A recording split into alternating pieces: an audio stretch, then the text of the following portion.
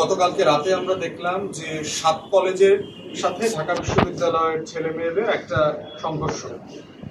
৭ কলেজের ভিতরে আবার একটা দুইটা ভাগ আছে। এর ভিতরে তিতুমিরের একাংশ আছে, তারা ৭ কলেজের আইডিয়ার মধ্যে থাকতে চায় না, তারা নিজেরাই একটা বিশ্ববিদ্যালয় হতে চায়।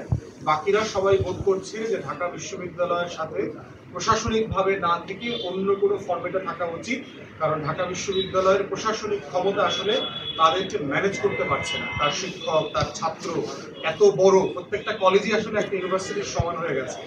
ঢাকা কলেজ, ইডেন কলেজ, তারপরে প্রত্যেকটা কলেজে ৩০, ৩৫, ৪০ হাজার স্টুডেন্ট আছে।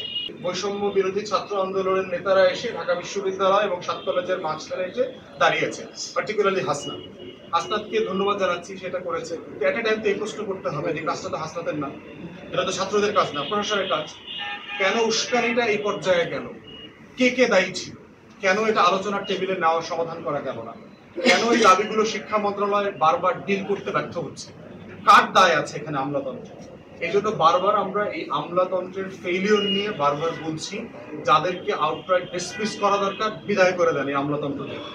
যারা রাষ্ট্রের এক্সিকিউটিভকে অ্যাডভাইস করতে পারছে না, তারা তাদেরকে পথ দেখাইতে পারে না, শুধু সমস্যা তৈরি করছে, সংকট তৈরি করছে এবং অন্তর্বর্তীকালীন সরকারকে বদনামী ভাগিদার করছে, তাদের এই রাষ্ট্রীয় সেবায় থাকার কোনো প্রয়োজন নেই। অতএব সেই জায়গাটার সংকটটা আমরা সমাধান দেখতে পাচ্ছি না। এবং এটা আজকে কালকে সমস্যা না, আমরা দেখতে পাচ্ছি যে এটা গত অনেক বছর থেকে আন্দোলনটা চলছে, বহুবার মারামারি হয়েছে। বাংলাদেশ রাষ্ট্রের একটা বড় সংকট হচ্ছে কোনো ইস্যুকে সে হ্যান্ডেল করতে পারে না, সমাধানের দিকে নিতে পারে না, এবং এটাই আমরা বারবার ঘুরে ফিরে দেখছি। এবং দেখেন কত ছোট বিষয় নিয়ে আলোচনা হয়েছে। ৭ কলেজের একটা আন্দোলন চলছে, ঢাকা বিশ্ববিদ্যালয়ের পক্ষ থেকে আবার ভর্তি পরীক্ষা বিজ্ঞপ্তি দেওয়া হয়েছে। তাহলে আপনি কেন এই আলোচনাটা, এই যে প্রিন্সিপালদের সাথে আপনারা বসলেন, আগে কেন বসলেন না? যে এরকম একটা আন্দোলন চলছে, ছাত্রদের সাথে কেন আগে বসলেন না? যে আমরা কি এই ভর্তি পরীক্ষাটা তোমাদের পক্ষ থেকে এবার অপারেট করবো কিনা, না এইটা একটা আলাদা ডিসিপ্লিনের মধ্য দিয়ে অপারেটেড হবে? এই মিটিংটা তো আপনারা করলেন, এত মারামারির পরে, সারা রাতে ধ্বংসযজ্ঞের পরে কেন করলেন? এরপরে হচ্ছে উস্কানি।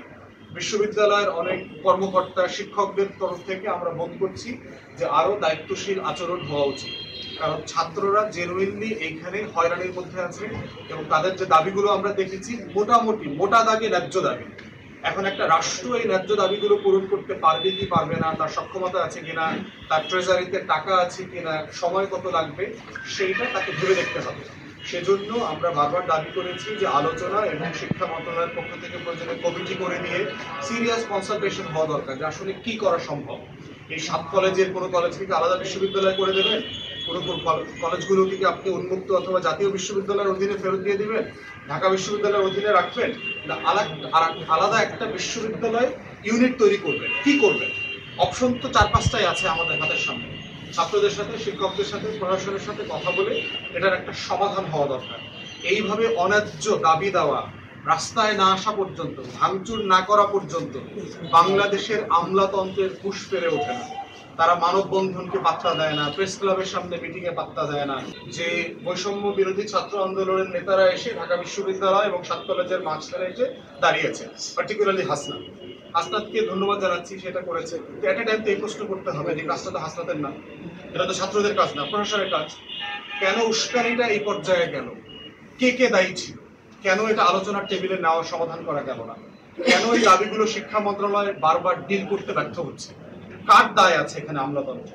এই জন্য বারবার আমরা এই আমলাতন্ত্রের ফেইলিওর নিয়ে বারবার বলছি, যাদেরকে আউটরাইট ডিসমিস করা দরকার, বিদায় করে দেন এই আমলাতন্ত্রকে। যারা রাষ্ট্রের এক্সিকিউটিভকে অ্যাডভাইস করতে পারছে না, তারা তাদেরকে পথ দেখাইতে পারে না, শুধু সমস্যা তৈরি করছে, সংকট তৈরি করছে এবং অন্তর্বর্তীকালীন সরকারকে বদনামী ভাগিদার করছে, তাদের এই রাষ্ট্রীয় সেবায় থাকার কোনো প্রয়োজন নেই। এবং এই সংকটটা কিন্তু সুশাসনের। পুলিশ কি করবে? পুলিশ কি ব্যারিকেড ভেঙে না দিয়ে শাহবাগে অ্যালাউ করবে? তারা বসে থাকুক? তখন আবার দেশবাসী বলবে যে আইন শৃঙ্খলা বাহিনী দায়িত্ব পালন করছে না, তারা এরকম একটা ব্যস্ত চৌমাথাকে আটকে দিয়েছে, জনগণের ভোগান্তি হচ্ছে। আবার যদি তাদেরকে জোরপূর্বক উঠায় দেওয়ার চেষ্টা করে, মানে পানি বা ওয়াটার ক্যানন ব্যবহার করতে হয়, দাঙ্গা পুলিশ ব্যবহার করতে হয়, তখন আবার আমরা সমালোচনা করছি যে কেন পুলিশ লাঠিচার্জ করছে। তাহলে এই জায়গাটাতে হচ্ছে সুশাসনের প্রশ্ন, যেটার দায় হচ্ছে আমলাতন্ত্রের, যে কোথায় একটা দাগ টানা দরকার ছিল। এই ব্যর্থতাটা আমরা বারবার দেখতে পাচ্ছি এবং এগুলো বন্ধ হওয়া দরকার। এই ফরম্যাটে একটা রাষ্ট্র চলতে পারে না।